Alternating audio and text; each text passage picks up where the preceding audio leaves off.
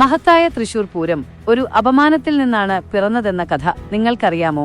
2 നൂറ്റാണ്ടുകൾക്ക് മുൻപ് ശക്തൻ തമ്പുരാൻ കൊച്ചി രാജ്യം ഭരിച്ചിരുന്ന കാലത്താണ് ഈ സംഭവം നടന്നത്. അന്ന് കേരളത്തിലെ ഏറ്റവും പ്രശസ്തമായ പൂരം ആറാട്ടുപുഴ പൂരമായിരുന്നു. വിവിധ പ്രദേശങ്ങളിലെ ക്ഷേത്രങ്ങളിൽ നിന്നുള്ള ഘോഷയാത്രകൾ ആറാട്ടുപുഴ ക്ഷേത്രത്തിലെത്തിയാണ് അവസാനിച്ചിരുന്നത്. അതാണ് അക്കാലത്തെ പൂരം. ഹൈന്ദവ വിശ്വാസമനുസരിച്ച് ലോകത്തിലെ എല്ലാ ദേവതകളും പൂരദിവസം ആറാട്ടുപുഴയിൽ എത്തുമെന്നായിരുന്നു വിശ്വാസം. എന്നാൽ 1796 ഒരു പൂരക്കാലത്ത് പ്രകൃതി ഒട്ടും ദയ കാണിച്ചില്ല. കനത്ത മഴ പൂരത്തിനെത്തിയ ആളുകളെ വല്ലാതെ ബുദ്ധിമുട്ടിച്ചു. പൂരത്തിന് പുറപ്പെട്ട തൃശൂർക്കാർക്ക് കൃത്യസമയത്ത് അവിടെ എത്താൻ കഴിഞ്ഞില്ല. വൈകിപ്പോയി എന്നൊരൊറ്റ കാരണം കൊണ്ട് അന്ന് തൃശൂർ ദേശക്കാരെ പൂരത്തിൽ നിന്ന് വിലക്കി.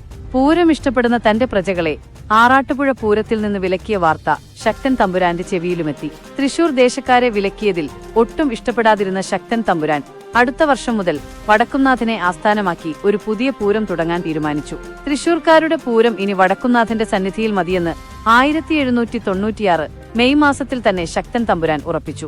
ഇങ്ങനെയാണ് നമ്മൾ ഇന്ന് കാണുന്ന തൃശൂർ പൂരം പിറന്നത്.